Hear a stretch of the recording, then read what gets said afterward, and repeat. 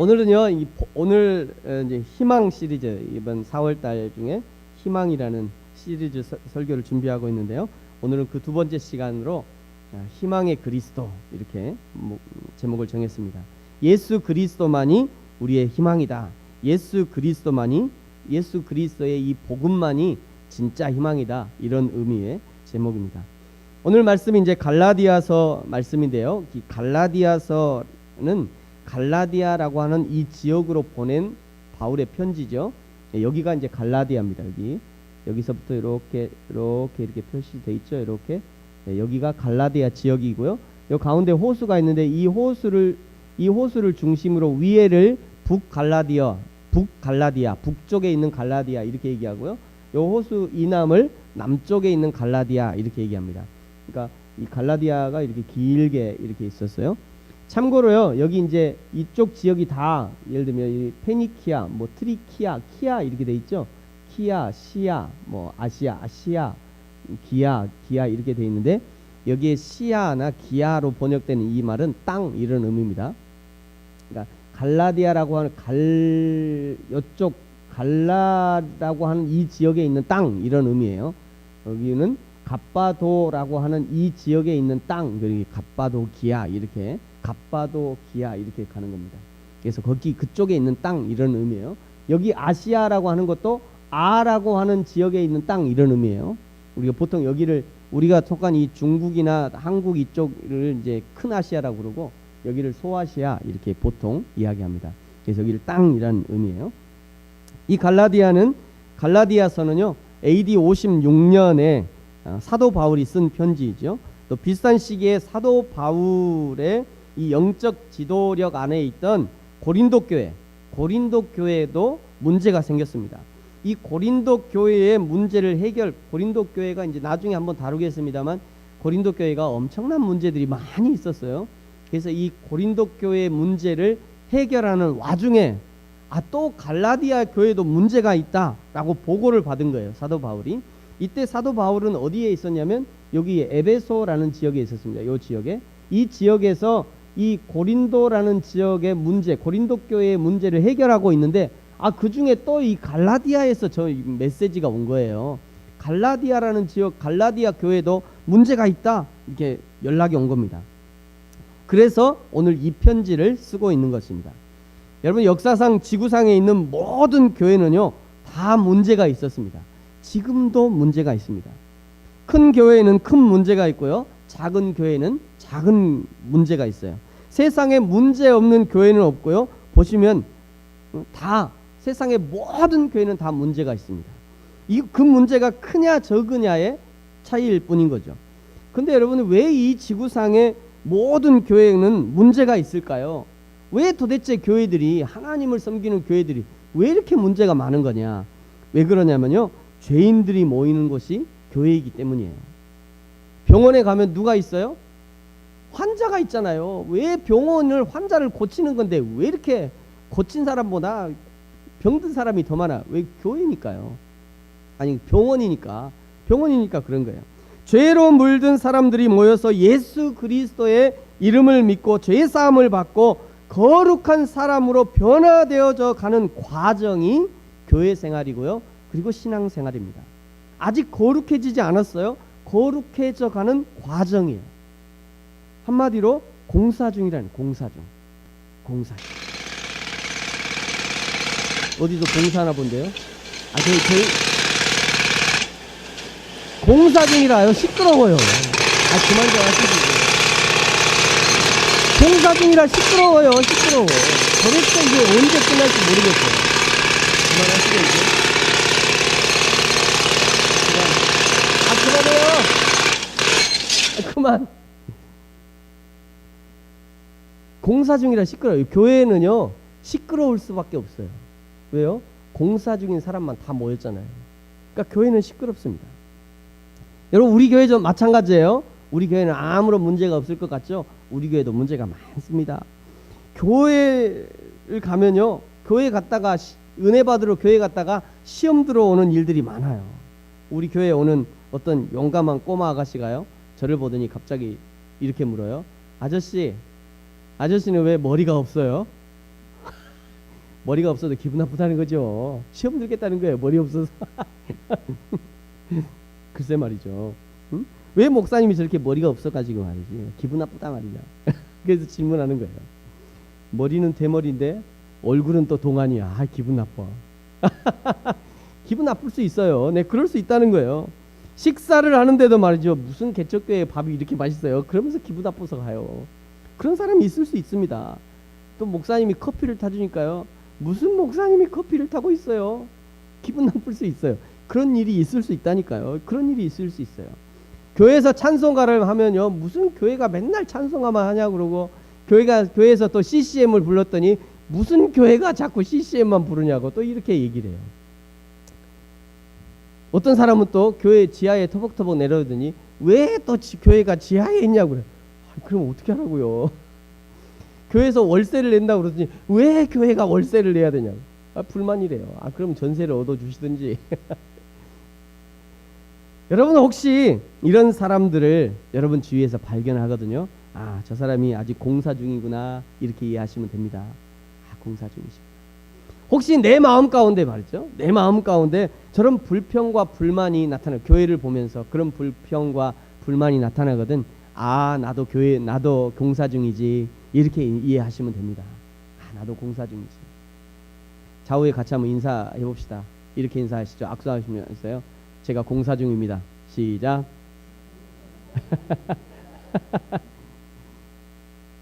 제가 공사 중이라 저를 용서해 주십시오. 이런 의미예요. 아버지, 세상 모든 교회는요 공사 중입니다. 고린도 교회도 그렇고요. 또 갈라디아 교회도 문제가 많은 교회였어요. 그런데 이 교회의 문제는요 이런 성향과 또 방법의 문제가 아니라 원천적인 진리에 관한 문제가 있었습니다. 진리에 관한 문제. 오늘 6절에 보시면요 그 문제를 지적하고 있는데요. 우리 6절 같이 한번 읽을까요? 시작. 그리스도의 은혜로 너희를 부르신 이를 이같이 속히 떠나 다른 복음을 따르는 것을 내가 이상하게 여기노라. 아멘. 여기 다른 복음 이렇게 얘기하고 있죠. 다른 복음을 따른대 그 사람들. 그래서 내가 이상하게 여기노라. 이것이 문제였어요. 다른 복음을 말하고 가르치며 주장하는 사람들이 있었다는 거예요. 그 갈라디아 그 작은 교회 안에서 다른 복음을 가르치는 사람들이 있었어요. 7절에도요 다른 복음을 가르치는 사람에 대해서 사도 바울이 얘기하는 거예요. 다른 복음은 없다. 어떤 사람들이 너희를 교란하여 그리스도의 복음을 변하게 하기 위해서 다른 복음을 가르치고 있다. 이렇게 얘기하는 것입니다. 그러니까 다른 복음이란 그리스도의 복음을 변형시킨 복음, 그리스도의 복음을 변질시킨 복음을 다른 복음이다. 이렇게 얘기하는 것입니다. 그러면 사도 바울은 이 다른 복음을 전하는 사람들에게, 그러면서 이 사도 바울이 이 다른 복음을 전하는 사람들에 대해서 아주 저주를 선포하고 있어요.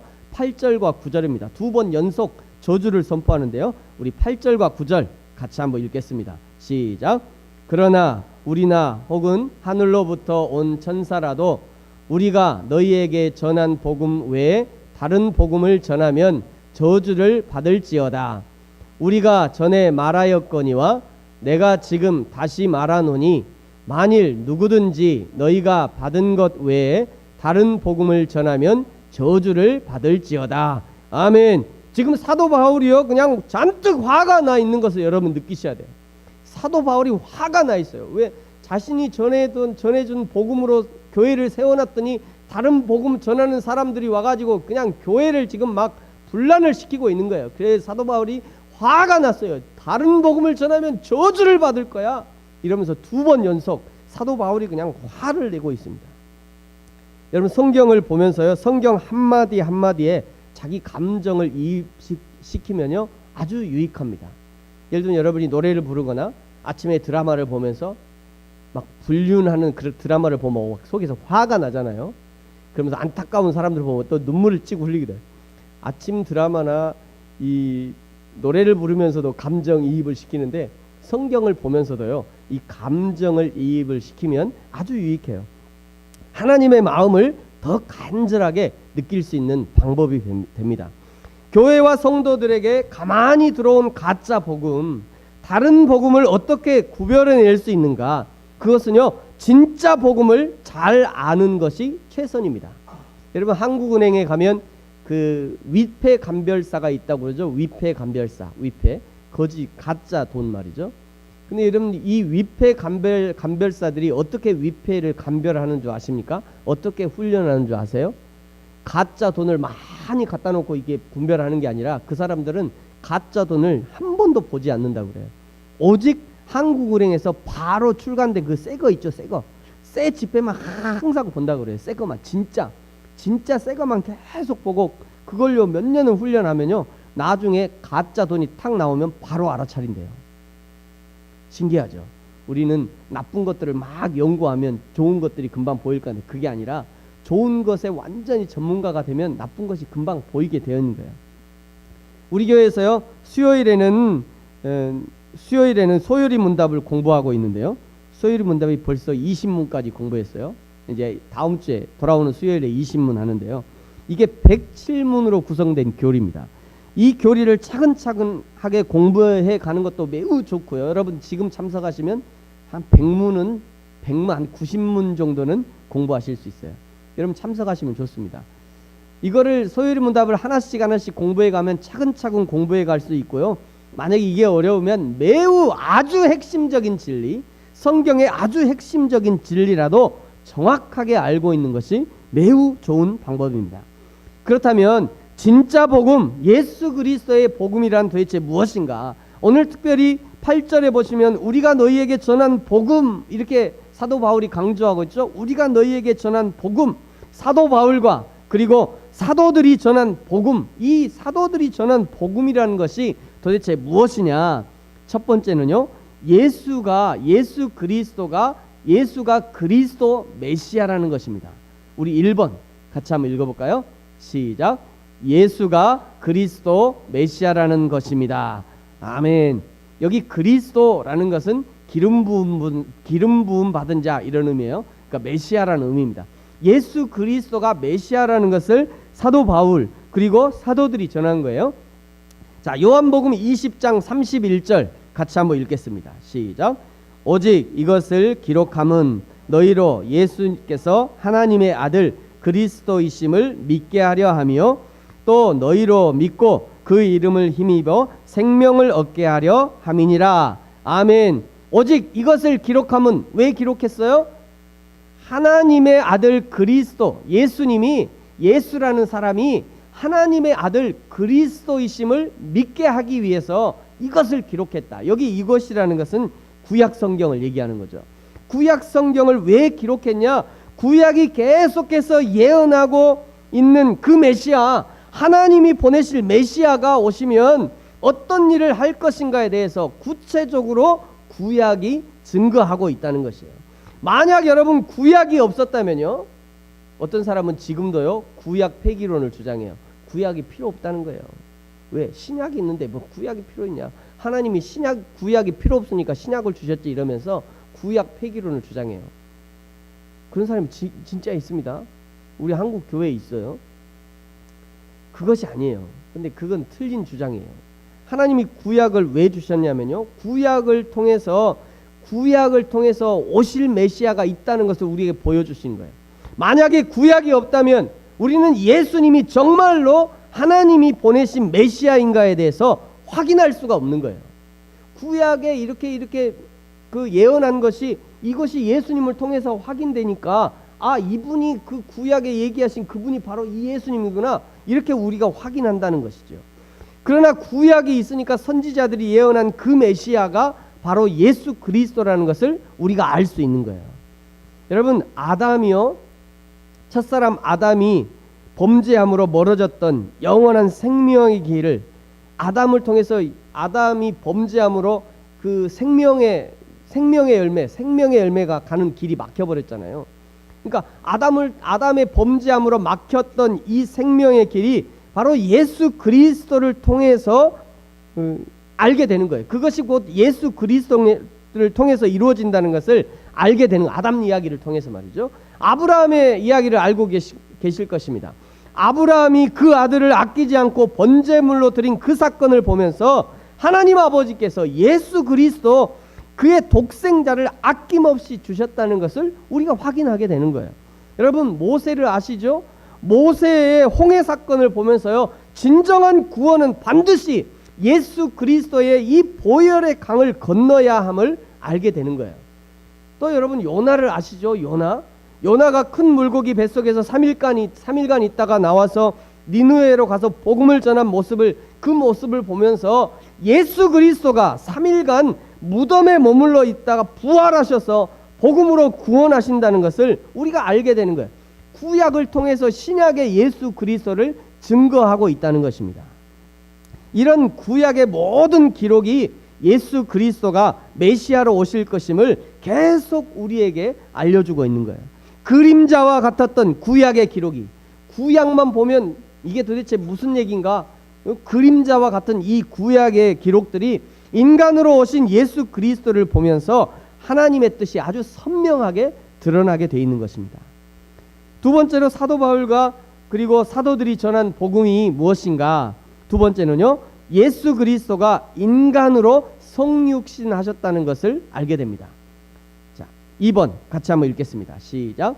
예수 그리스도가 인간으로 성육신하셨다는 것입니다. 네, 사도 바울과 그리고 사도들이 전한 복음의 내용이 두 번째, 예수 그리스도가 인간으로 성육신하셨다는 것을 전한 거예요. 요한복음 1장 14절 이렇게 말씀합니다. 같이 한번 읽을까요? 시작. 말씀이 육신이 되어 우리 가운데 거하심에 우리가 그 영광을 보니 아버지의 독생자의 영광이요 은혜와 진리가 충만하더라. 아멘.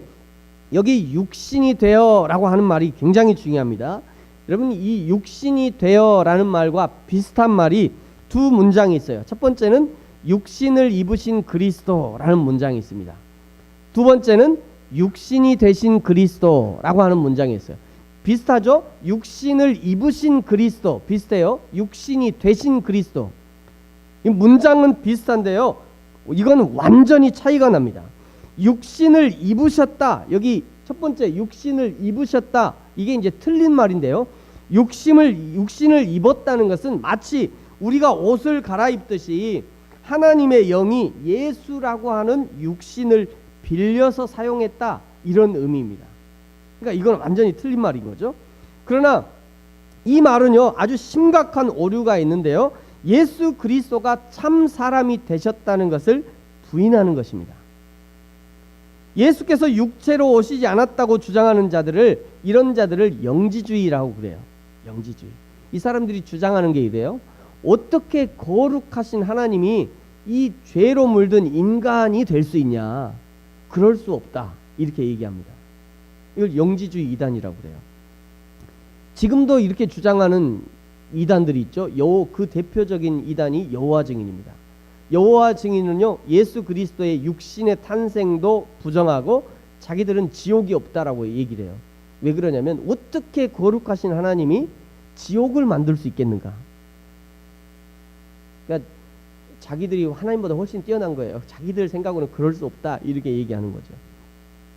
그러나 예수 그리스도는요, 인간이 되셨다고 성경이 증언하는 거예요. 예수 그리스도는 인간이 되신 것입니다. 여러분, 생각해 보십시오. 창조주 하나님이 말이죠, 피조물 마리아의 자궁에 착상되셨어요. 여러분, 이거 생각해 보셨습니까? 창조주 하나님이 피조물인 마리아의 자궁에 착상이 되셨다니까요. 거기서 세포 분열이 일어납니다.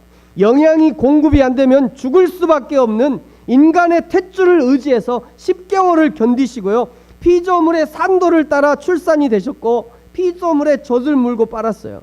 창조주 하나님이 똥을 싸고 뭉개고 말이죠, 그 모든 인간의 과정을 다 거치면서 완전한 인간이 되신 것입니다.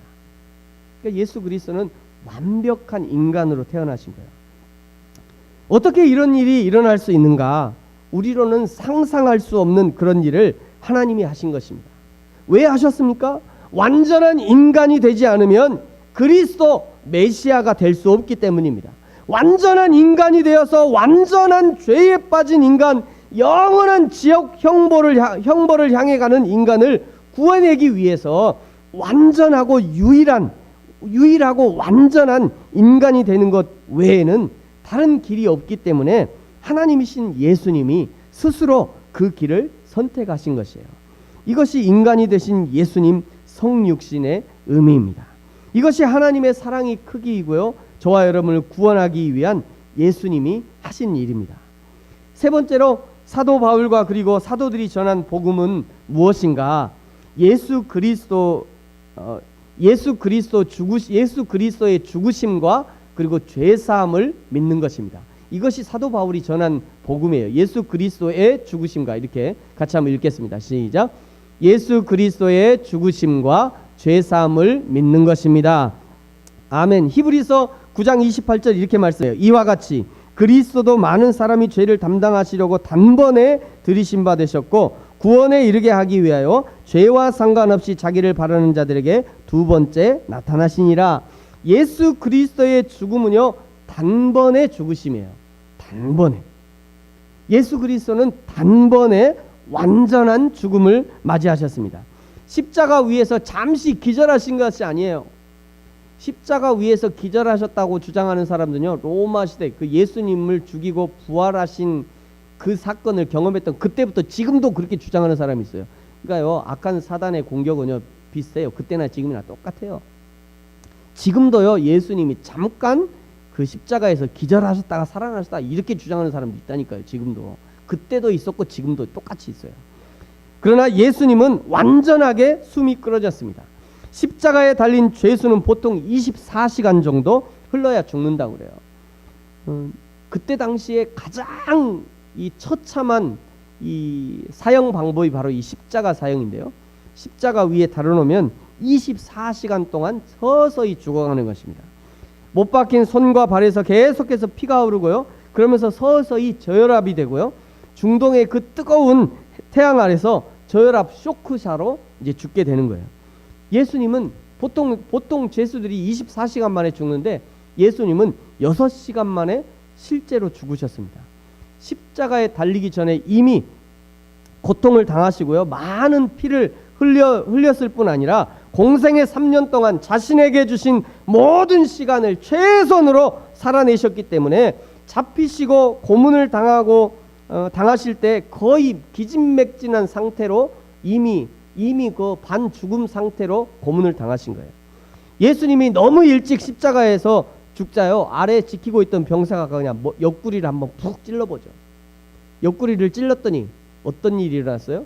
물과 피가 쏟아졌다, 이렇게 얘기하죠. 의학적으로 본 예수 그리스도의 죽음이라는 책에 보면요, 이 물과 피가 이게 같이 이렇게 섞여 나올 수 있는 그 이유는 뭐냐면, 그 폐에도 이미 물이 차 있었고, 그리고 이 사람이 심장 마비나 쇼크로 죽으면 피와 물이 이렇게 분리된다고 그럽니다. 색깔이 피와 물이 분리돼서 예수님을 이렇게 탁 찌르니까 피와 물이 쏟아진 거예요. 그래서 말이죠.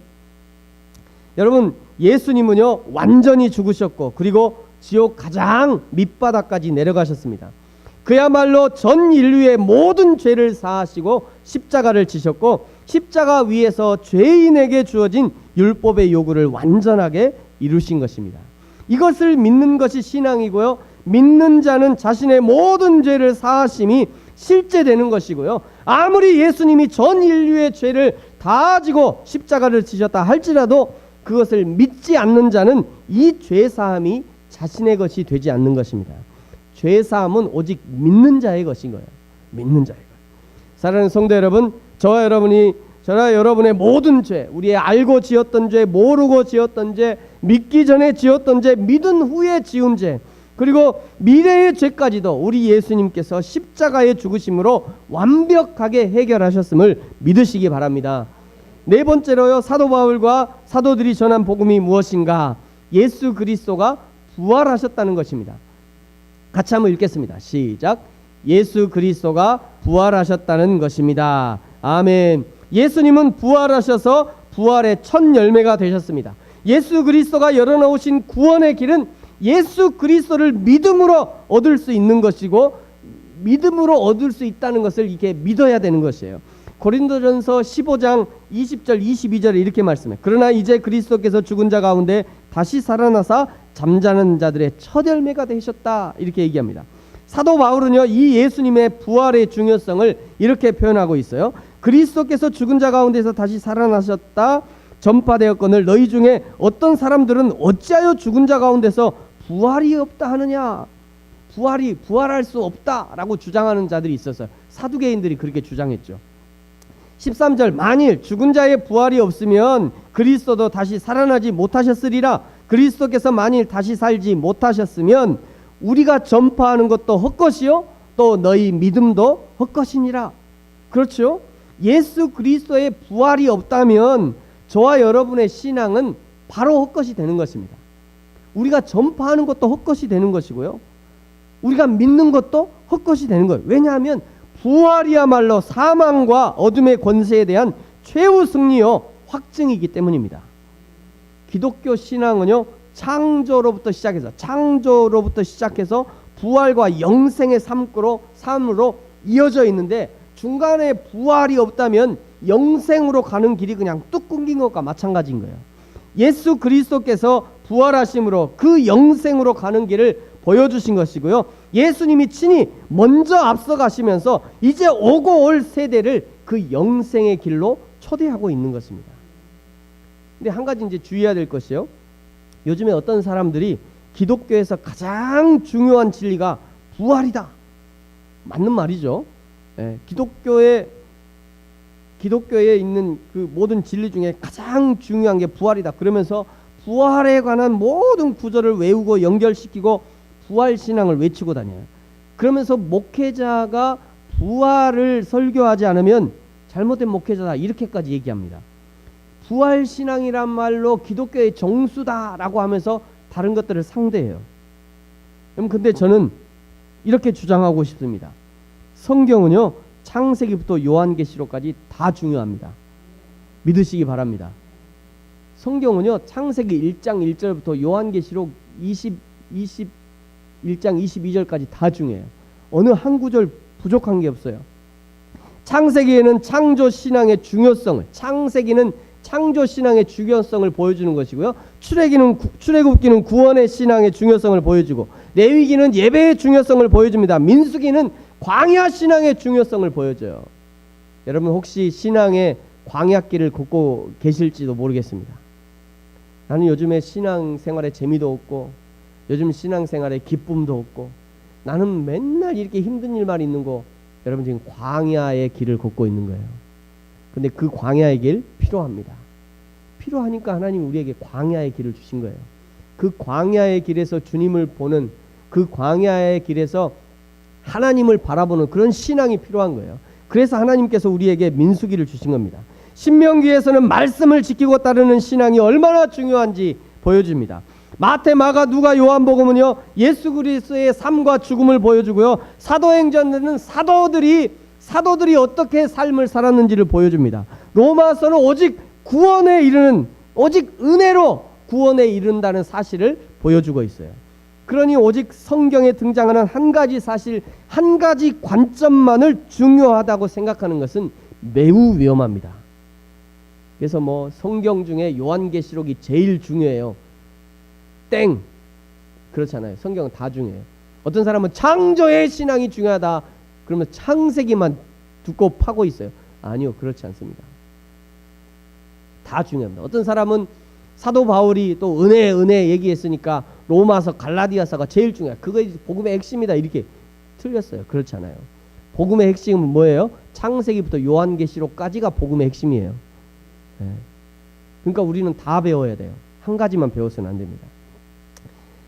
요한계시록 22장 18절에 19절에 이런 말씀이 있어요. 내가 이 두루마리의 예언의 말씀을 듣는 모든 사람에게 증언하노니 만일 누구든지 이것들 외에 더하면 하나님이 이 두루마리에 기록된 재앙들을 그에게 더하실 것이요 만일 누구든지 이 두루마리의 예언의 말씀에서 제하여 버리면 하나님이 이 두루마리에 기록된 생명나무와 및 거룩한 성의 참여함을 제하여 버리시리라. 그러므로 내가 깨달은 것으로 성경을 재단할 수 없는 거예요. 내가 경험한 것으로 성경의 경중을 따질 수 없습니다. 설령 내가 아직 깨닫지 못했다 할지라도 성경은 하나님의 말씀으로 여전히 존재하고 있는 것입니다. 사랑하는 성도 여러분, 오늘 여러분이 듣는 복음은 어떤 복음입니까? 혹시 성경이 말하는 예수 그리스도를 떠나 다른 복음으로 흔들리고 있지는 않으십니까? 외부로부터 잘못 배운 다른 복음도 있을 수 있고요. 내가 만들어낸 다른 복음이 있을 수도 있습니다. 마치 비빔밥에요. 여러 가지 재료를 넣고 비빔밥 할 때 보통 내가 넣고 싶은 거 이렇게 넣어서 막 비벼서 먹잖아요. 내 입맛에 맞게 비빔밥을 만들어 먹듯이 복음도 말이죠. 내 입맛에 맞고 내 기분을 좋게 하고 내 마음에 딱 맞는 성경의 진리를 이것저것 가져다가 섞어놓고 이것이 자신의 신앙이 되어서 살아가고 있지는 않은지 우리 자신을 잘 살펴봐야 될 것입니다. 이제 말씀을 마치겠습니다. 사랑하는 성도 여러분, 저와 여러분, 우리의 인생의 희망이 어디에 있습니까? 다른 복음에 있지 않습니다. 오직 예수 그리스도의 십자가와 부활, 그리고 영원한 하나님의 나라에 우리의 희망이 있는 것입니다. 날마다 그 하나님의 나라를 기대하면서 이 복음의 진리에 굳건하게 서서 좌우로 흔들리지 않는 신앙으로 오직 예수 그리스도로 만족하는 삶을 사는 저와 여러분이 되어지기를 예수님의 이름으로 축복합니다. 기도하겠습니다.